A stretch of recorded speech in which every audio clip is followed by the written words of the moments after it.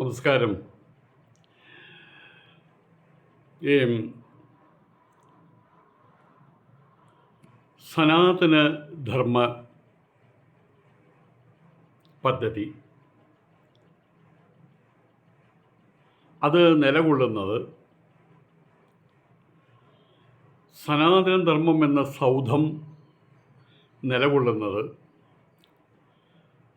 4 വലിയ സ്തംഭങ്ങളിലാണ്. അതിലൊന്നാണ് തത്വമസി. പിന്നെ അഹം ബ്രഹ്മാസ്മി, അയമാത്മാ ബ്രഹ്മ, പ്രജ്ഞാനം ബ്രഹ്മ.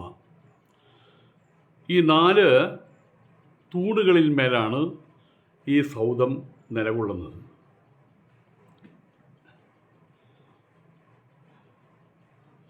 ഇതിൽ തന്നെ തത്വമസി വളരെ പ്രചാരമുള്ളൊരു കാര്യമാണ് സാധാരണക്കാരെ സംബന്ധിച്ചിടത്തോളം. ഈ 4 മഹാവാക്യങ്ങളിൽ ഏറ്റവും കൂടുതൽ പ്രചാരത്തിലുള്ളത് തത്വമസിയാണ്. അതിൻ്റെ ഡയറക്റ്റ് മീനിങ് തത്, അത്, ത്വം, നീ, അസി, ആണ്, അത് നീയാണ്, അത് നീ തന്നെ എന്നുള്ളതാണ്. ദൈവവും മനുഷ്യനും ഒന്ന്, മനുഷ്യനും ദൈവവും ഒന്ന്, അങ്ങനെയും പറയാം. പക്ഷേ ഒരു വലുതായിട്ടുള്ളൊരു ആറ്റിറ്റ്യൂഡ് അഥവാ വലുതായിട്ടുള്ളൊരു മനോവികാസം സാധിച്ചെടുക്കാത്ത ഒരാളെ സംബന്ധിച്ചിടത്തോളം ഈ ഒരു കൽപ്പന പെട്ടെന്ന് ഏറ്റുവാങ്ങാൻ കഴിയില്ല. അയാളെ സംബന്ധിച്ചിടത്തോളം ദൈവം ഒരു ഗ്രേറ്റർ ദാൻ ഗ്രേറ്റസ്റ്റ് എൻറ്റിറ്റിയാണ്. എവിടെയോ ഇരിക്കുന്ന, മേഘവാടികൾക്ക് മേലെ ഇരിക്കുന്ന, സ്വർഗത്തിലിരിക്കുന്ന എന്നൊക്കെയും പറയും. ദൈവം സൂര്യന് തുല്യമാണെങ്കിൽ അതിൻ്റെ കോടാനുകോടി രേണുക്കളിൽ ഒന്ന് മാത്രമാണ് മനുഷ്യൻ. അങ്ങനെ സങ്കല്പിക്കാനാണ് എല്ലാവർക്കും ഇഷ്ടം. പക്ഷേ പാരമാർത്ഥിക രൂപത്തിൽ ചിന്തിക്കുന്നവർക്കറിയാം, ഈശ്വര ജീവ ഭാവന അത് രണ്ടല്ല എന്ന്. ജീവേശ്വര തത്വം, ജീവൻ ഈശ്വരൻ, അത് രണ്ടല്ല എന്ന്. ജീവേശ്വര ഐക്യ ഭാവന അത്തരം ആളുകളിൽ, തപോധനന്മാരിലേക്കാണത് കയറി ചെല്ലുക. പറയുമ്പോൾ പറയാം, പക്ഷെ അതിൻ്റെ ഒരു ഉൾഭാവം, അതുമായിട്ട് ഒന്നായിത്തീരുന്ന ഭാവം, അവരെയാണ് തത്വവേത്താക്കൾ എന്ന് പറയുക. ഇവിടെ ഈ ഒരു കാര്യത്തെ മനുഷ്യ മനസ്സിലേക്ക് കയറ്റിവിടാൻ വേണ്ടിയിട്ട് പൂർവസൂരികൾ, ഋഷീശ്വരന്മാർ പലവിധ പദ്ധതികൾ കൊച്ചുകുട്ടികളോട് പറഞ്ഞു കൊടുക്കുന്ന പോലെ പല ഉദാഹരണങ്ങളിലൂടെ നമ്മുടെ ഭൂമി ഒരു പന്ത് പോലെയാണ് എന്നൊരു ചെറിയൊരു പന്ത് കാണിക്കും. ആ പന്തിൻ്റെ ഈ ഭാഗത്താണ് നമ്മൾ വസിക്കുന്നത്, ഈ ഭാഗത്താണ് അമേരിക്ക, ഈ ഭാഗത്ത് വെളിച്ചം, ഒരു മെഴുകുതിരി കത്തിച്ചു വെച്ച് ഞാൻ എൻ്റെ കുട്ടിക്കാലത്ത് കണ്ടതാണ്. മെഴുകുതിരി കത്തിച്ചു വെച്ച് കണ്ടോ, ഇവിടെ വെളിച്ചം കണ്ടോ, അപ്പോൾ ഇവിടെ വെളിച്ചമില്ല. അപ്പോൾ ഭൂമി ഇങ്ങനെ തിരിഞ്ഞു വരും, അപ്പോൾ ഇവിടെ വെളിച്ചമില്ല, അവിടെ വെളിച്ചമുണ്ട് എന്നൊക്കെയും പറയുന്ന പോലെ, എല്ലാവർക്കും മനസ്സിലാക്കാൻ കഴിയുന്നത് പോലെ പല രൂപത്തിലും പല ഭാവത്തിലും പല ഉദാഹരണങ്ങളിലൂടെയും ഇത് എക്സ്പോസ്ഡ് ആക്കാൻ വേണ്ടി ഋഷീശ്വരന്മാർ ശ്രമിച്ചിട്ടുണ്ട്.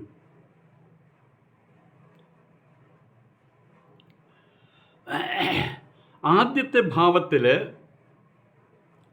ഒരു കൊച്ചുകുട്ടി ആ വഴിയിൽ പെടുന്ന ഒരു നായയെ കല്ലെടുത്തെറിയുന്നു. അപ്പം അമ്മ പറയുകയാണ്, എന്തിനാ മോനെ അതിനെ കല്ലെടുത്തെറിയുന്നത്? അതും ഈശ്വരൻ്റെ സൃഷ്ടിയല്ലേ? ഓക്കെ. കുട്ടിക്ക് സംശയമായി. ഈശ്വരൻ്റെ സൃഷ്ടി ആണ്, സമ്മതിച്ചു.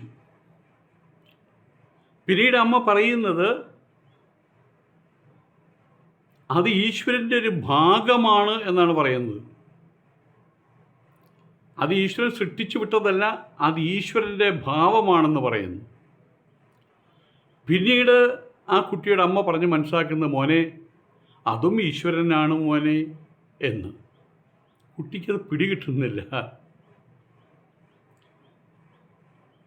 ഏതായാലും ആ ജീവനെ കല്ലെടുത്തെറിഞ്ഞ് ദ്രോഹിക്കുന്നത് അയാൾ നിർത്തിവെച്ചു.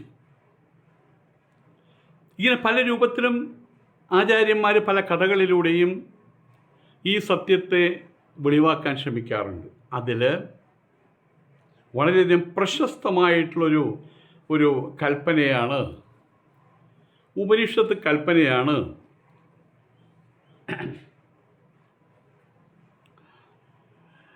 ദ്വാസുപർണ സയുജാ സഖായ സമാനം വൃക്ഷം പരിഷസ്വജാതേ തയോരന്യ പിപ്പലം സ്വാദ്വത്തി അനശ്നന്യോ അപിചാ കശീതി.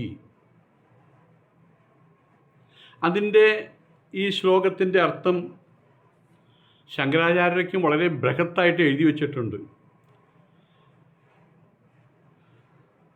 അത് മുഴുവൻ പറഞ്ഞു കഴിഞ്ഞാൽ പറയാൻ എനിക്ക് കഴിയുമോ എന്ന് എനിക്കറിയില്ല. കേൾക്കാൻ നിങ്ങൾക്ക് ഒട്ടും കഴിയില്ല. കേൾക്കും, പക്ഷേ എത്ര സമയം കേൾക്കാൻ പറ്റും? ഞാൻ പഠിക്കുന്ന സമയത്തൊക്കെ ഇന്ന് ഞാൻ ഓർമ്മിക്കുകയാണ്, ഉപനിഷത്ത് ശ്ലോകങ്ങൾ എടുക്കുന്ന സമയത്ത് ഞങ്ങൾക്ക് നല്ല ഉറക്കമായിരിക്കും. ചിലർ ഇങ്ങനെയാണ് ഇരിക്കുക. ശിവൻ്റെ കണ്ണുകൾ കണ്ടില്ലേ അങ്ങനെ? അത് ഗുരുക്കന്മാർ മുമ്പിലിരിക്കുമ്പോൾ ഉറങ്ങാനും വയ്യ, ഉറങ്ങാതിരിക്കാനും വയ്യ. ചില കോർണറിൽ ചാരിയിരിക്കുക, അല്ലെങ്കിൽ അങ്ങോട്ടും ഇങ്ങോട്ടും വീഴാതിരിക്കാൻ.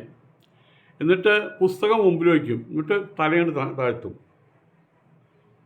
പുസ്തകം നോക്കിയിരിക്കുകയാണ്. അത്രേ എളുപ്പമായിട്ടുള്ള കാര്യമല്ല. ഭഗവത് കഥകൾ ഇത് എളുപ്പമാണ്, പക്ഷെ ഭഗവത് തത്വം ഒട്ടും എളുപ്പമല്ല. ഇപ്പോൾ ചൊല്ലിയ ശ്ലോകത്തിന് വൃക്ഷ പക്ഷി കൽപ്പന എന്നാണ് പറയുക. വൃക്ഷത്തെയും പക്ഷികളെയും വെച്ചുകൊണ്ട് ഒരു കൽപ്പന, അതിലൂടെ തത്വമസി എന്ന സത്യത്തെ വെളിപാടാക്കുക. നമുക്കെല്ലാവർക്കും ഒരാഗ്രഹമുണ്ട്. എന്താണ്? എല്ലാവർക്കും ഇന്നത്തെ രീതിയിലല്ല, അമ്മയുടെ ഗർഭപാത്രത്തിൽ നിന്ന് വരുമ്പോഴുള്ള പോലെ ഇള്ളക്കുട്ടിയുടെ പോലെ തന്നെ അതല്ലല്ലോ ആഗ്രഹം. അതുകൊണ്ടാണ് കുട്ടി കുറച്ച് കഴിയുമ്പോൾ നമ്മളാരും പറയാതെ കമന്ന് കിടക്കുന്നത്, കമന്ന് കിടന്ന് നീന്തുന്നത്, അത് കഴിഞ്ഞാൽ മുട്ടുകാലുമേ അത് എഴുന്നേറ്റ് നിൽക്കുന്നത്, നടക്കാൻ പഠിക്കുന്നത്, ഓടാൻ പഠിക്കുന്നത്. പിന്നെ അവന് വാഹനങ്ങൾ വേണമെന്നായി, അവൻ പഠിക്കുന്നു, വലിയ ഉദ്യോഗസ്ഥനാകുന്നു. പിന്നെ അവൻ്റെ ലക്ഷ്യം മുഴുവൻ മേലോട്ടാണ്. എല്ലാവർക്കും അങ്ങനെ തന്നെയാണ്. ബീജസ്യ വിത്ത് ബീജസ്യ വൃക്ഷം ഭവിതും. വിത്തിനൊരു മോഹം എന്താണ്? അഭിലാഷം എന്താണ്? വൃക്ഷം ഭവിതും അഭിലാഷ. വൃക്ഷമായി തീരാൻ മോഹിക്കുന്ന വിത്ത്. നിങ്ങൾ വിത്തിനെ എവിടെ കൊണ്ട് കുഴിച്ചിട്ടാലും കുഴപ്പമില്ല, അവൻ കുറച്ച് കഴിയുമ്പോൾ പുറത്തേക്ക് വരും. കാരണം അവൻ്റെ അഭിലാഷമാണത്, എനിക്കതാകണം. അതാണ് ബീജസ്യ മീൻസ് ബീജത്തിൻ്റെ വൃക്ഷം ഭവിതും, വൃക്ഷമാകാനുള്ള അഭിലാഷം. എല്ലാവരും ആഗ്രഹിക്കുന്നുണ്ട് സ്വന്തം നില ഉയർത്താൻ. ഏത് രംഗത്ത് പ്രവർത്തിക്കുന്നവർക്കും കാണാം ഈ ഒരു മോഹം. ഇതുമായി ബന്ധപ്പെട്ടുകൊണ്ടുള്ളതാണ് വൃക്ഷ പക്ഷി കൽപ്പന. എല്ലാവരുടെയും ഏറ്റവും വലിയ മോഹം എന്താണെന്ന് അറിയാമോ? ഒരു ലോക കോടീശ്വരൻ ഞങ്ങളുടെ ആശ്രമത്തിൽ വന്നു. അദ്ദേഹം ആശ്രമത്തിൽ വന്ന് ബിൽഗേറ്റ് അദ്ദേഹം വളരെ സരസമായിട്ട് പ്രസംഗിച്ചു. അദ്ദേഹം പറഞ്ഞു, ഞാനൊരു മഹാകോടീശ്വരനാണ്, പക്ഷേ ഇനി എത്ര നാൾ അതെൻ്റെ മനസ്സിനെ വേദനിപ്പിക്കുന്നുണ്ട്. അപ്പം ആരോ പറഞ്ഞു,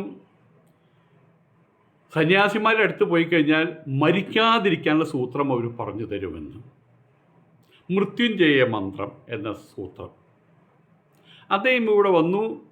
സിമ്പിളാണ്, ഒറ്റ വരിയേ ഉള്ളൂ. ഓം ത്രയംബകം യജാമഹേ സുഗന്ധിം പുഷ്ടിവർദ്ധനം ഉർവാരുഗമിവ ബന്ധനാൻ മൃത്യോർമുക്ഷീയമാമൃത ആത്. ഇത്രയേ ഉള്ളൂ. അതിലൂടെ അദ്ദേഹം പറഞ്ഞത് മരിക്കാതിരിക്കാനുള്ള സൂത്രം ഞാൻ മനസ്സിലാക്കി. അതെന്താണത്? മരിക്കാതിരിക്കുന്ന ഒന്നിനെ കണ്ടെത്തുക, അതിനെ ബലമായി പിടിക്കുക, തന്നിലുള്ള ശിവത്തെ ബലമായി പിടിക്കുക. ഈ ശരീരത്തെ കൊണ്ടുപോകാൻ അവൻ വരുന്നത്. കയറുമായിട്ട് പോത്ത് പുറത്ത് വരുമല്ലോ കാലൻ. അവൻ എന്താ കൊണ്ടുപോകുക? ഈ ശരീരത്തെ. ഈ ശരീരത്തെ ഇത്രനാളും ത്രസിപ്പിച്ചിരുന്ന, അതിന് ജീവഭാവം നൽകിയിരുന്ന, ശവത്തിന് ശിവമാക്കിയിരുന്ന ഒന്ന്, ആ ചൈതന്യത്തെ പിടിച്ചുകൊണ്ടുപോകാൻ ഏത് കാലനാണ് കഴിയുക? അതാരാലും ചോദ്യം ചെയ്യപ്പെടാതെ കാലങ്ങളെ മറികടന്ന് ആദ്യന്തരഹിതത്വത്തോടുകൂടി വാഴുന്ന ഒന്നാണ്. ആയതുകൊണ്ട് തന്നെ ഞാൻ പിന്നെ അതിനെ തേടാനുള്ള ശ്രമമായി എന്ന് അദ്ദേഹം പറയുകയുണ്ടായി. നമ്മൾ മരിക്കുന്നു എന്ന് പറയുന്നത് ഈ ശരീരത്തിൻ്റെ വീഴ്ചയെയാണ്. ആ ശരീരത്തെ എഴുന്നേൽപ്പിച്ച് നിർത്തിയിരുന്ന, കാണിപ്പിച്ചു തന്നിരുന്ന, ഘ്രാണിപ്പിച്ചു തന്നിരുന്ന, കേൾപ്പിച്ചു തന്നിരുന്ന ആ പ്രജ്ഞാവിശേഷം അതെന്നെന്നും ഒരുപോലെ നിലകൊള്ളുന്നതാണ്. അപ്പോൾ നമ്മൾ കയറിപ്പിടിക്കേണ്ടത് എന്തിനെയാണ്? ആ പ്രജ്ഞാവിശേഷത്തെയാണ് എന്ന് സാരം. ഇതുമായിട്ട് ബന്ധപ്പെട്ടുകൊണ്ടുള്ളതാണ് ഈ വൃക്ഷ പക്ഷി കൽപ്പന. മേലോട്ട് കയറിപ്പോയി നമ്മളിൽ സ്ഥിരമായിട്ട് നിൽക്കുന്ന ഫിക്സഡ് ഡെപ്പോസിറ്റ് എന്നൊക്കെയും പറയുമല്ലോ, ബാക്കിയെല്ലാം തട്ടിത്തടഞ്ഞ് പോകും. പക്ഷേ ഇതവിടെ ഇരിക്കും. ആ നിത്യനൈരന്തര്യ ഭാവമുള്ള ആ സത്യസങ്കേതത്തെ തേടിയിട്ട് പല വഴികളിലൂടെ പോകാം. അതിലൊന്നാണ് ഈ വൃക്ഷ പക്ഷി കൽപ്പന. ദ്വാസുപർണ സമാനം വൃക്ഷം. രണ്ട് പക്ഷികൾ ഒരേ വൃക്ഷത്തെ പരിഷസ്വജാതെ ആശ്രയിച്ചിരിക്കുകയാണ്. തയോഹോ അന്യഹ. അതിൽ തയോഹോ എന്ന് വെച്ചാൽ ആ രണ്ട് പേരിൽ എന്നാണ് അർത്ഥം. തയോഹോ അന്യഹ. അവയിലൊരു പക്ഷി സ്വാദു, നല്ല സ്വാദുള്ള പിപ്പലം, അത്തിവൃക്ഷത്തിൻ്റെ പഴം, പലരും പല വിധത്തിൽ പറയുന്നുണ്ട്, പിപ്പല ഫലത്തെ ഭക്ഷിക്കുന്നു. ഒരു തരം ആൽമരമാണ്. അന്യഹ മറ്റേ പക്ഷി അനശ്നൻ, ഭക്ഷിക്കാത്തവനായിട്ട് അഭിജാകശീതി. അതെങ്ങനെ വെറുതെ ഇരിക്കുകയാണ്. വളരെ ശാന്തസ്വരൂപിയായിട്ട്, കാണാനും നല്ല സൗന്ദര്യമുള്ള പക്ഷി. അദ്ദേഹത്തിൻ്റെ ശരീരത്തിൽ നിന്ന് എഫൾജൻ്റാണ്, ഇങ്ങനെ ഒരു പച്ച വെളിച്ചം ഇങ്ങനെ പുറത്തേക്ക് വരുന്നു. സുഗന്ധവാഹിനിയാണ്. അദ്ദേഹം ഇരിക്കുന്നിടത്ത് മുഴുവൻ സുഗന്ധം പരക്കുന്നു. അദ്ദേഹം എവിടേക്കോ ഓടാനോ ചാടാനോ പറക്കാനോ വേവലാതിപ്പെടാനോ നിൽക്കുന്നില്ല. താഴെയുള്ള പക്ഷി അതേ സമയത്ത് വേവലാതിപ്പെട്ടുകൊണ്ടിരിക്കുകയാണ്. മേലെയുള്ള പക്ഷി ഇടയ്ക്ക് നോക്കുന്നുണ്ട്. അതാകാൻ മോഹമുണ്ടെന്ന് തോന്നുന്നു. രണ്ട് പക്ഷികളെക്കുറിച്ച് ഇതിൽ പറയുന്നത് അവ രണ്ടും ഒരേ ആത്മാവിൻ്റെ രണ്ട് ഭാവങ്ങളാണെന്നുള്ള സത്യം. ഞാൻ ഈ ശരീരമാണ്, മനസ്സാണ്, ബുദ്ധിയാണ്, ശരീര മനോബുദ്ധി ഉപാധികളാണ്. ആയതുകൊണ്ട് തന്നെ അതിൻ്റെ സർവതോമുഖമായിട്ടുള്ള അഭിവൃദ്ധിയാണ് എൻ്റെ അഭിവൃദ്ധി. ഈ ശരീര മനോബുദ്ധി ഉപാധി അതിലൂടെ നമ്മൾ പരിച്ഛിന്നത്വം കാണുകയാണ്. ഈ കൈയാണ് ഞാൻ, ഈ കാലാണ് ഞാൻ, ഈ ശരീരമാണ് ഞാൻ. അത് കാണുന്ന സമയത്ത് ആ ശരീരത്തെ ആസ്പദമാക്കിക്കൊണ്ട് ആ ശരീരവൃത്തികളിലൂടെ ഉണ്ടാകുന്ന അനുഭവങ്ങൾ, അത് സുഖമാകട്ടെ ദുഃഖമാകട്ടെ മറ്റെന്തുമാകട്ടെ, അതിൻ്റെ ഫലം നുകർന്നുകൊണ്ട് ഇരിക്കുന്നതാണ് ജീവാത്മാവ്. ആത്മാവ് തന്നെയാണ് ജീവാത്മാവ്. നേരിട്ട് കാണുന്ന സമയത്ത് നമ്മളെ എന്തെങ്കിലും ഒരു വസ്തു, ഒരു സ്വർണ്ണമോതിരം, അത് നമ്മളിവിടെ വയ്ക്കുന്നു, ഒരു ഫലകത്തിൽ വയ്ക്കുന്നു. എന്നിട്ട് നമ്മൾ നല്ല കണ്ടുകൊണ്ട് നേരിട്ട് നോക്കുന്ന സമയത്ത് നല്ല തിളക്കമുണ്ട്. ആ സമയത്ത് ഒരു കറുത്ത തിരശ്ശീല അവിടെ ഇട്ട് കഴിഞ്ഞാലോ അതെന്താണ് നമുക്കറിയില്ല. അതിൻ്റെ നിറം മാറും. കൃത്യമായിട്ട് നമുക്ക് കണ്ണുടെ ഇങ്ങനെയൊക്കെ നോക്കേണ്ടി വരും. അറിയില്ല. കാരണം എന്താണ്? അതിൻ്റെ മുമ്പിലൊരു തിരശ്ശീലയുണ്ട്. അതെടുത്ത് മാറ്റിക്കഴിഞ്ഞാൽ വീണ്ടും ആ സ്വർണം നമുക്ക് കാണാൻ കഴിയുമെന്ന് സാരം. കാർമേഘം വന്ന് മൂടുന്ന സമയത്ത് സൂര്യൻ മങ്ങിപ്പോകും. നമ്മളെന്താ പറയുക? സൂര്യൻ മങ്ങിപ്പോയി. സൂര്യൻ മങ്ങിപ്പോയിട്ടുണ്ടോ? സൂര്യൻ മങ്ങിപ്പോയതായിട്ട് നമ്മൾക്ക് അനുഭവപ്പെടുന്നു. കാരണം എന്താണ്? കാർമേഘം വന്ന് മൂടുന്നത് കൊണ്ട്. ആ കാർമേഘം മാറിക്കഴിഞ്ഞാൽ, മനസ്സിലെ മാലിന്യങ്ങൾ മുഴുവൻ മാറിക്കഴിഞ്ഞാൽ നമ്മൾ ആ സൂര്യനെ അത് എല്ലാ ശക്തിവിശേഷത്തോടും കൂടി നമ്മൾ ദർശിക്കാൻ തുടങ്ങുന്നതിന് സാരം. ഇവിടെ ഈ ഒരു അറിവ് ജ്ഞാനപ്രവേശം നടത്തിയിട്ട് ഉപാധി നശിക്കുന്ന സമയത്ത് നിത്യശുദ്ധ മുക്ത സ്വഭാവനായിട്ടുള്ള പരമാത്മാവ്, ആ പരമാത്മാവായിട്ടും പ്രത്യക്ഷപ്പെടുന്നത് ഇതേ ജീവാത്മാവ് തന്നെയാണ് എന്ന് സാരം. വൃക്ഷം ശരീരം തന്നെയാണ്. അതിൽ രണ്ട് പക്ഷികൾ. വൃക്ഷം ഉണ്ടായി വളർന്ന് പടർന്ന് അത് പിന്നെ നശിക്കും. പൂധരിച്ച് വീട് നശിക്കും. ശരീരവും അതുപോലെയാണല്ലോ. ശരീരം ഉണ്ടാകുന്നു, അത് വളരുന്നു, വളർന്ന് പടർന്ന് പന്തലിക്കുന്നു, പിന്നെ അത് വീഴുന്നു, പിന്നെ അത് ഇല്ലാതായി മാറുന്നു. അവിടെ രണ്ട് പക്ഷികളാണ് വന്നിരിക്കുന്നത് ഈ ശരീരത്തിൽ, അഥവാ ഈ മരത്തിൻ്റെ മേലെ. രണ്ടുപേരുടെയും ഭാവം ഒന്നാണ്. രണ്ടുപേരും പക്ഷികളാണല്ലോ. അവരൊന്നിച്ചിരിക്കുന്നവരുമാണ്. അവർ തമ്മിൽ ഒരേ ഒരു വ്യത്യാസം മാത്രമേ ഉള്ളൂ. ഒന്ന്, അവിദ്യാവശകതനായതുകൊണ്ട് കാമകർമ്മങ്ങൾക്ക് അധീനനായി ആ വൃക്ഷത്തിൻ്റെ ഫലങ്ങളെ അങ്ങോട്ട് ചാടി ഇങ്ങോട്ട് ചാടി ആ വൃക്ഷത്തിൻ്റെ ഫലങ്ങളെ അനുഭവിക്കുന്നു.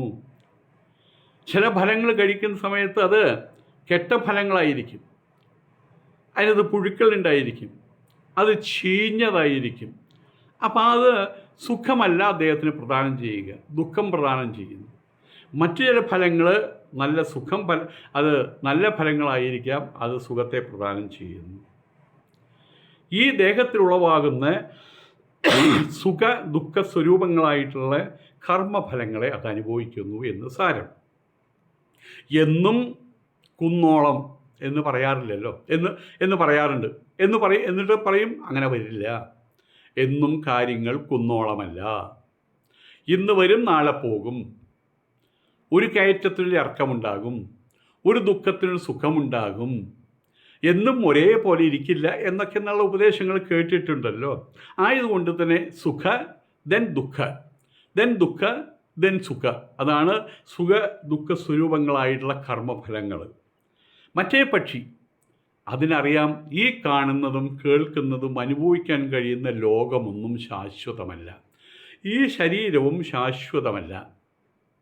ഈ ശരീരവും ഓരോ ദിവസവും നമ്മൾ അമ്മയുടെ ഗർഭപാത്രത്തിൽ നിന്ന് പുറത്തു വന്ന നിമിഷം മുതൽ നമ്മൾ മരിച്ചുകൊണ്ടിരിക്കുക. പക്ഷെ നമ്മൾ അറിയുന്നില്ല. നമ്മുടെ കോശങ്ങൾ ഓരോന്ന് വീണ് പോകും, നമ്മൾ അറിയുന്നില്ല. 10 വർഷത്തെ വ്യത്യാസത്തിൽ നമ്മളുടെ ഫോട്ടോ നോക്കുന്ന സമയത്ത് നമുക്ക് ഒരു തോന്നലുണ്ടാവും, എന്താണ്, മാറിപ്പോയി.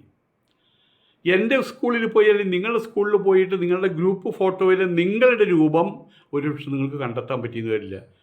അതിനകത്തൊരു ചിടുങ്ങൻ പയ്യൻ ഇപ്പോൾ നോക്കുന്നത് ഇതിലേതാ ഞാൻ പിടുത്തം കിട്ടില്ല. അത്രയും മാറിപ്പോയി. പക്ഷേ ഇന്നത്തെ അവസ്ഥയിൽ നിന്ന് നാളത്തെ അവസ്ഥയിലേക്കുള്ള മാറ്റം ഒരു പക്ഷെ നമുക്ക് പിടികിട്ടില്ല. അത് വലിയൊരു മാറ്റമല്ലാത്തതുകൊണ്ട്, ക്രമാനുഗതമായിട്ടുള്ള മാറ്റമായതുകൊണ്ട് പക്ഷെ മാറിക്കൊണ്ടിരിക്കുകയാണ്. മനുഷ്യനെപ്പോഴും നിത്യസന്നിഹിതവും മൃത്യുവും. എപ്പോഴും മൃത്യുവിൻ്റെ പ്രസൻസ് എപ്പോഴും നമ്മുടെ പുറകിലുണ്ട്. ജനിച്ച നിമിഷം മുതൽ മൃത്യു നമ്മളുടെ പുറകിലുണ്ട് എന്നർത്ഥം. അത് പരിപൂർണമാകുന്നത് നമ്മുടെ ശരീരത്തിലുള്ള ചലനവിശേഷങ്ങൾ, ഇന്ദ്രിയ വിശേഷങ്ങൾ പരിപൂർണമായിട്ട് അതിൻ്റെ പ്രജ്ഞ കൈവിടുമ്പോൾ മാത്രം നമ്മൾ മരിച്ചു എന്ന് പറയുന്നത്. പക്ഷേ നമ്മളെന്നും മരിച്ചുകൊണ്ടിരിക്കുകയാണെന്നുള്ളതാണ് സത്യം.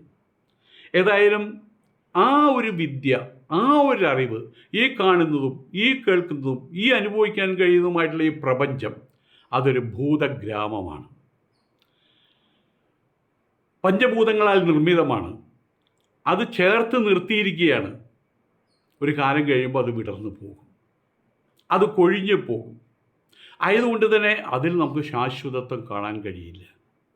അതിന് ശാശ്വതത്വം കാണുന്നവരാണ് ഈ ശരീരത്തെ കെട്ടിപ്പിടിച്ചിരുന്ന് ജീവിക്കുന്നവർ. ധൃതം രാഷ്ട്രം യേന സഹ ഇതി ധൃതരാഷ്ട്ര.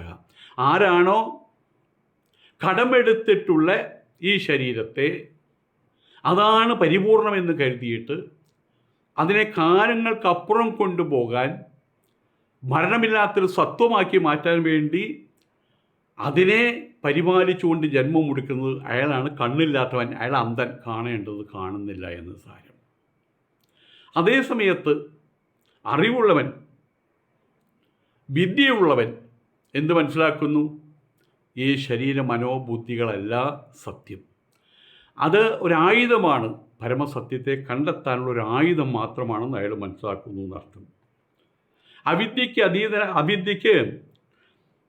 അതീതനായിട്ടുള്ള വ്യക്തി, അവരെയാണ് നമ്മൾ സത്തുക്കളെന്നൊക്കെ പറയുന്നത്. അവർ കർമ്മഫലങ്ങളിൽ മോഹിതനാകാതെ, ഇന്ന് വന്ന സമയത്ത് അമ്പമ്പോ, പോയ സമയത്ത് അയ്യയ്യോ എന്ന് പറയാതെ, അതിൽ നിന്ന് മോഹിതനാകാതെ അസക്തനായിട്ട് സാക്ഷി മാത്ര സ്വരൂപനായിട്ടിരിക്കുന്നു. ആ സാക്ഷി മാത്ര സ്വരൂപനാണ് പരമാത്മാവ്. ഇനി നമുക്ക് നമ്മളുടെ അല്പമാത്രമായിരിക്കുന്ന വിചാര ഭൂമികയിൽ നിന്നുകൊണ്ട് നമുക്ക് ചിന്തിക്കാം. നമ്മൾ പറയാറുണ്ട്, നന്നായിട്ട് പഠിക്കണം, അതാണ് സന്തോഷത്തിന് നിദാനം. കൽവി, എഡ്യൂക്കേഷൻ. അത് കഴിഞ്ഞാലോ ശെൽവം, ഒരുപാട് സമ്പത്തുണ്ടാക്കണം, ലോകത്തു നിന്നുള്ള ദ്രവ്യങ്ങൾ മുഴുവൻ സമാഹരിക്കണം. വീരം, ഹെൽത്ത്, അതും വലിയൊരു കാര്യമാണ്. ഇത്രയായി കഴിഞ്ഞാൽ സമ്പൂർണ്ണമായി. ഒരുപാട് എഡ്യൂക്കേഷനുള്ള ആളുകൾ ആത്മഹത്യ ചെയ്യുന്നില്ലേ? എന്താ കാരണം? അവരുടെ സന്തോഷത്തിന് എന്തോ ഭംഗം വന്നു. ഒരുപാട് എഡ്യൂക്കേഷൻ ഉണ്ടായാൽ ഒരുപാട് വലിയ ജോലി കിട്ടും, ഒരുപാട് പണമുണ്ടാക്കാൻ പറ്റും. നിറയെ പണമുള്ള ആളുകൾ ആത്മഹത്യ ചെയ്യുന്നില്ലേ? എന്താ കാരണം? പണം കൊണ്ടും നേടാൻ കഴിയാത്ത ഒന്നുണ്ട്, സന്തോഷം നേടാൻ പറ്റുന്നില്ല. നല്ല ആരോഗ്യമുള്ള ആളുകൾ അവരും ജീവൻ വെടിയുന്നില്ലേ സ്വയം? കാരണം എന്താണ്? സന്തോഷമില്ലായ്മ. അപ്പോൾ അതിൽ മൊത്തത്തിൽ നമ്മൾ എന്താ പറയുക? കൽവി ഇരിക്കത്, ശെൽവം ഇരിക്കത്, വീരം ഇരിക്കത്. ഇത് മൂന്നുമുണ്ട്. Education wise, money power wise and health wise, everything is okay. But നിമ്മതി മട്ടും കിടയാതെ. There is no peace of mind. ഒരു ചെറിയ തുണ്ട് മനസ്സമാധാനമില്ല എന്ന് സാരം. പൂർണ്ണ സുഖത്തെ, സന്തോഷത്തെ തരുന്നില്ല എന്ന് സാരം. ഇവിടെ നിന്നാണ് നമ്മളുടെ ചിന്തകൾ ഉയരേണ്ടത്. എന്താണ് ഇതിന് കാരണം? അപ്പോൾ സന്തോഷം എവിടെയാണെന്നൊരു ചോദ്യമുണ്ട്.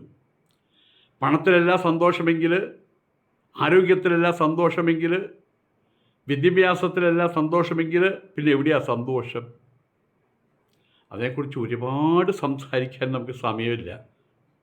എന്നാലും നമുക്ക് നമ്മുടെ തേടൽ അതാണല്ലോ. ദൈവം വന്ന് ചോദിക്കുക, നിനക്ക് എന്താ വേണ്ടത്? കുറേ വിദ്യാഭ്യാസം വേണോ? അതിനുള്ള തലമണ്ട വേണോ? അതോ നിനക്ക് ഒരുപാട് ധനം അത് വേണോ? ഒരുപാട് ആരോഗ്യം അത് വേണോ? അപ്പോഴും ഇയാൾ മിണ്ടാതിരിക്കുക. അവസാനം ചോദിച്ചു, അതോ ഇതൊന്നും അല്ലാതെ നിനക്ക് സമാധാനം വേണോ? ബുദ്ധിയുള്ളവൻ പറയും, എനിക്കത് മതി, നിമ്മതി മട്ടും പോലും കടവുളേ എന്ന്. അതിനുള്ള മാർഗം എന്താണെന്നുള്ളതാണ്. നമ്മളായിട്ട് ഉദ്ധരേതാത്മനാത്മാനം നാത്മാനം അവസാദയേത്. നിങ്ങളെ തന്നെ ഉയർത്തുക. നിങ്ങളുടെ വഴി തടയാൻ ലോകത്തിൽ ആർക്കും കഴിയില്ല. നിങ്ങളൊരു വഴി കണ്ടെത്തി ആ വഴിയിലൂടെ സഞ്ചരിക്കുമ്പോൾ ആ വഴി തടയാൻ നിങ്ങൾക്കേ കഴിയൂ. നിങ്ങൾക്കേ വഴി മാറി സഞ്ചരിക്കാൻ കഴിയുള്ളൂ. ചീത്ത വഴിയിൽ നിന്ന് നല്ല വഴിയിലേക്കും നല്ല വഴിയിൽ നിന്ന് ചീത്ത വഴിക്ക് സഞ്ചരിക്കാൻ നിങ്ങൾക്കേ കഴിയുള്ളൂ. ഓക്കെ, താഴെ ഇരിക്കുന്ന പക്ഷി, വെപ്രാളപ്പെട്ടിരിക്കുന്ന പക്ഷി, അതിൻ്റെ കുറേ തൂലുകളൊക്കെയും കൊഴിഞ്ഞു പോയിട്ടുണ്ട്, ക്ഷീണിതനാണ്. പറന്നു പോയിട്ട് അതിൻ്റെ ഇര തേടി പിടിച്ച് കൊണ്ടുവരും. അതിനൊരു കൊച്ചു കൂടൊക്കെ ഉണ്ട്, വേവലാതികൾ നിറയെ ഉണ്ട്. അങ്ങനെ ഇരിക്കുമ്പോൾ മേലെ കൊമ്പത്തിരിക്കുന്ന ഒരു പക്ഷിയെ കാണുകയാണ്. ആ പക്ഷി വെറുതെ ഇരിക്കുകയാണ്. മന്ദസ്മിതം പൊഴിച്ചിരിക്കുന്ന ഒരു മഹാനുഭാവൻ. അതിൻ്റെ ശരീരത്തിൽ നിന്ന് ഹൈലി എഫൾജൻ്റാണ്, ഒരു ഇളം പച്ച നിറം ഇങ്ങനെ പുറത്തേക്ക് വരുന്നുണ്ട്. മാത്രമല്ല അത് സുഗന്ധവാഹിനിയാണ്, മനോഹരനാണ് ആ പക്ഷി. ഈ പക്ഷിയെ നോക്കിയിട്ട് ഈ താഴെയുള്ള പക്ഷി, ഞാൻ ഇത്രമാത്രം അധ്വാനിച്ചതെല്ലാം കഴിഞ്ഞിട്ട് എനിക്കൊരു സന്തോഷമില്ലല്ലോ ഭഗവാനെ. അതേ സമയത്ത് അവിടെ കണ്ടല്ലോ ആ പക്ഷി അങ്ങനെ എന്താ മാർഗം. പിന്നെ അവൻ ശ്രമിക്കുകയാണ്, ആ പക്ഷിയാകാനുള്ള ശ്രമം. ഈ കൂട് എടുത്ത് അടുത്ത ചില്ലയിൽ വെക്കണം, അതിനുള്ള പരിശ്രമങ്ങൾ ആരംഭിച്ചു. അങ്ങനെ ഈ കൂട് അടുത്ത ചില്ലയിൽ വെച്ചു. അങ്ങനെ മേലോട്ട് കയറിപ്പോകാനുള്ള ശ്രമമാണ് താഴെയുള്ള പക്ഷിയുടെ. എല്ലാം സമ്പൂർണ്ണമായിട്ടുള്ള സന്തോഷത്തിന് വേണ്ടിയിട്ടാണ്. ഭൗതിക സൗകര്യങ്ങൾക്കപ്പുറം ഇതൊന്നും സൗകര്യങ്ങൾ ഉണ്ടാക്കി വെക്കുന്നുണ്ട്, പക്ഷെ അത് സന്തോഷത്തെ പ്രദാനം ചെയ്യുന്നില്ല എന്ന് ഓരോന്ന് സമ്പാദിക്കുമ്പോഴും ആ ഒരുവൻ മനസ്സിലാക്കുകയാണ്. കൽവി സന്തോഷത്തിന് വേണ്ടിയല്ല എന്നും അത് പ്രദാനം ചെയ്യുന്നത് സന്തോഷം പ്രദാനം ചെയ്യുന്നില്ല. ശെൽവം സന്തോഷം പ്രദാനം ചെയ്യുന്നില്ല. വീരം അത് സന്തോഷം പ്രദാനം ചെയ്യുന്നില്ല. അപ്പോൾ സന്തോഷം കിട്ടാക്കനിയായി തുടരുകയാണ്. ആയതുകൊണ്ട് തന്നെ സന്തോഷ സ്വരൂപനായിരിക്കുന്ന ആ പക്ഷിയുടെ അടുത്ത് ചെന്ന് കഴിഞ്ഞാൽ ഒന്നിനും ഉപദേശം കിട്ടും. അല്ലെങ്കിൽ അവിടെ ചെന്ന് എത്തിക്കഴിഞ്ഞ് ഇങ്ങനെയൊക്കെ ആകും ആ പക്ഷി അങ്ങനെ കരുതി. അങ്ങനെ അതിൻ്റെ കർമ്മ പദ്ധതി ആരംഭിക്കുകയാണ്. ഒരു ചില്ലയിൽ നിന്ന് മറ്റൊരു ചില്ലയിലേക്ക് കയറി. പിന്നൊരു കാലം അപ്പോഴും അധ്വാനമാണ്, അടുത്ത ചില്ലയിൽ കയറാൻ, പിന്നത്തെ ചില്ലയിൽ കയറാൻ, പിന്നത്തെ ചില്ലയിൽ കയറാൻ. ഇങ്ങനെ ഓരോ അധ്വാനവും വലിയൊരു ലക്ഷ്യത്തെ മുൻനിർത്തിക്കൊണ്ട് ആ അങ്ങേയറ്റത്തുള്ള കൊമ്പിന്മേൽ എത്തണം. അവിടെ ആ പക്ഷിയുടെ അടുത്തുള്ളൊരു കൂടിൽ ഇരിക്കണം. ആ പക്ഷിയുമായിട്ടുള്ള സംസർഗം കൊണ്ട് ആ പക്ഷിയുടെ ഗുണഗണങ്ങളെ ആവാഹിച്ചെടുക്കണം. ഇതൊക്കെയാണ് താഴെയുള്ള പക്ഷിയുടെ മോഹം. ഏതായാലും ഒരു ലക്ഷ്യം കണ്ടെത്തി കഴിഞ്ഞു. ഇനി അവിടേക്ക് എത്താനുള്ള ശ്രമമാണ്. പതുക്കെ അയാൾ ഉയരാൻ തുടങ്ങി. അയാളുടെ ചിന്താ പദ്ധതികളെ ഉയർത്താൻ തുടങ്ങി. അതിനനുരൂപമായിട്ടുള്ള കർമ്മ പദ്ധതികളെ ആവിഷ്കരിക്കാൻ തുടങ്ങി. അങ്ങനെ അയാൾ ഒരു കൊമ്പിൽ നിന്ന് അടുത്ത കൊമ്പിൽ, പിന്നത്തെ കൊമ്പിൽ, ഇനി ഒരു കൊമ്പും കൂടിയേ ബാക്കിയുള്ളൂ കേട്ടോ. ആ ഒരു കൊമ്പും കൂടി കയറിക്കഴിഞ്ഞാൽ അപ്പോൾ ഈ പക്ഷി മേലോട്ട് നോക്കുക, ഈശ്വര ദേ ഞാൻ അടുത്തെത്തിക്കഴിഞ്ഞു. അപ്പോഴേക്ക് ഈ പക്ഷിയുടെ ഭാവങ്ങൾ മാറി. വല്ലാത്ത വേവലാതികളൊന്നുമില്ല, അതൊന്നും പക്ഷി അറിയുന്നില്ല. അയാളുടെ അധ്വാനം കൊണ്ട് അയാളിൽ ആന്തരികമായിട്ടുള്ള മാറ്റങ്ങൾ ഒരുപാട് സംഭവിച്ചു കഴിഞ്ഞു. അപ്പം ഇനി ഒരു കൊമ്പിൻ്റെ മേലെ കൂടിയാണ് കയറി കഴിഞ്ഞാൽ അവിടെ ഒരു കൂട് വെച്ച് കഴിഞ്ഞാൽ ആ പക്ഷിയുടെ ഒപ്പമെത്തി. അങ്ങനെ അതിനുള്ള ശ്രമം ആരംഭിച്ചു. കാലം കഴിഞ്ഞു.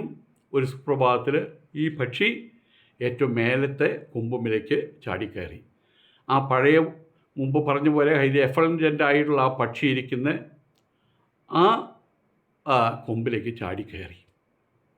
അങ്ങനെ അദ്ദേഹത്തിൻ്റെ കർമ്മ പദ്ധതി വിജയം ഭവിച്ചു, വിജയം നേടി. പക്ഷെ എന്തുണ്ടായെന്നറിയാമോ? അവിടെ ചെന്നതിന് ശേഷം അദ്ദേഹത്തിൻ്റെ അധ്വാനം അതിലെ ക്ഷീണമൊക്കെ മാറിയതിന് ശേഷം കണ്ണു തുറന്നു ആ പക്ഷിയെ കാണാൻ. അവിടെ ആ പക്ഷിയെ കണ്ടില്ല. പിന്നോട്ട് നോക്കി, തിരികെ കൂടുതൽ മതപൂർണ്ണം 2 വശങ്ങളിലേക്ക് നോക്കി, മേലോട്ട് നോക്കി, താഴോട്ട് നോക്കി. ആ പക്ഷിയൊന്നും അവിടെ ഇല്ല. ആ കൊമ്പിൽ ആ പക്ഷിയില്ല, കാണാനില്ല. പക്ഷേ താഴോട്ട് നോക്കിയപ്പോൾ ഒന്ന് കണ്ടു, താഴെ ഒരു പക്ഷി ഇരിക്കുന്നുണ്ട്. വേവലാതിപ്പെട്ടിരിക്കുന്ന പട്ടിയോ അങ്ങ് താഴെ 10-12 ചില്ലകൾക്ക് താഴെ. അത് അങ്ങോട്ട് പറക്കുന്നു, ഇങ്ങോട്ട് പറക്കുന്നു, അതിൻ്റെ ഇടയിൽ മേലോട്ട് നോക്കുന്നു, തന്നെ നോക്കുന്നു. തന്നെയാണ് നോക്കുന്നത്. അത് നോക്കുമ്പോൾ അതിനൊരു ആശ്വാസം. അത് മേലോട്ട് കയറി വരാനുള്ള ശ്രമം നടത്തുന്നു. ആ സമയത്താണ് ഈ മേലോട്ട് കയറി അവിടെ എത്തിയ പക്ഷി തന്നിലേക്ക് തിരിയുന്നത്. അയ്യോ, താൻ ഏതൊരു പക്ഷിയാകാനാണോ കൊതിച്ചത് ആ പക്ഷിയായി തീർന്നല്ലോ ഞാൻ എന്നത് അപ്പോഴാണ് മനസ്സിലാക്കുന്നത്. ജീവാത്മാവ് അതിൻ്റെ ഉപാധികളെ മുഴുവൻ മാറ്റി ഉയർന്ന ചിന്താപ്രരൂപത്തെ മനസ്സിലേക്ക് കയറ്റി അതിനെ പ്രാപിക്കാൻ വേണ്ടിയുള്ള തപസ് അതും അനുഷ്ഠിച്ചു. അദ്ദേഹം അവിടെ എത്തിച്ചേർന്നു. അതൊരു സങ്കേതം, ഒരു സ്ഥാനം മാത്രമാണ്. താഴെ കണ്ടപ്പോൾ അവിടെ ഒരു പക്ഷിയെ കണ്ടു. ഇപ്പോഴെന്താ, ആ പക്ഷി താൻ തന്നെയായിട്ട് മാറിയെന്ന് മനസ്സിലാക്കുകയാണ്. ഇതാണ് വാസ്തവത്തിൽ ഈ വൃക്ഷ പക്ഷി കൽപ്പന.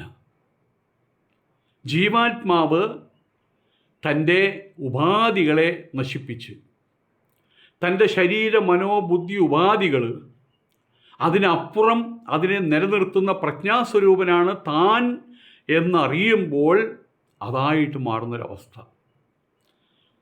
അവിടെ പിന്നെ ശരീര മനോബുദ്ധി ഉപാധികളിൽ നിന്നുണ്ടാകുന്ന സുഖവും ദുഃഖവും അയാളെ വേദനിപ്പിക്കുന്നില്ല. അയാൾ ഒരർത്ഥത്തിൽ നിശ്ചേഷ്ടനായി മാറിക്കഴിഞ്ഞു. എല്ലാത്തിനും സാക്ഷി സ്വരൂപനായി മാറിക്കഴിഞ്ഞു.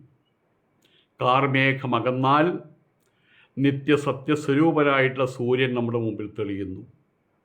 പ്രമാണബുദ്ധിയാൽ ഗുരുകൃപയാൽ അജ്ഞാനം നീങ്ങുമ്പോൾ സ്വസ്വരൂപജ്ഞാനം ലഭിക്കുന്നു. അത് തന്നെയാണ് ഈശ്വര ദർശനം. ശംഭോ മഹാദേവ.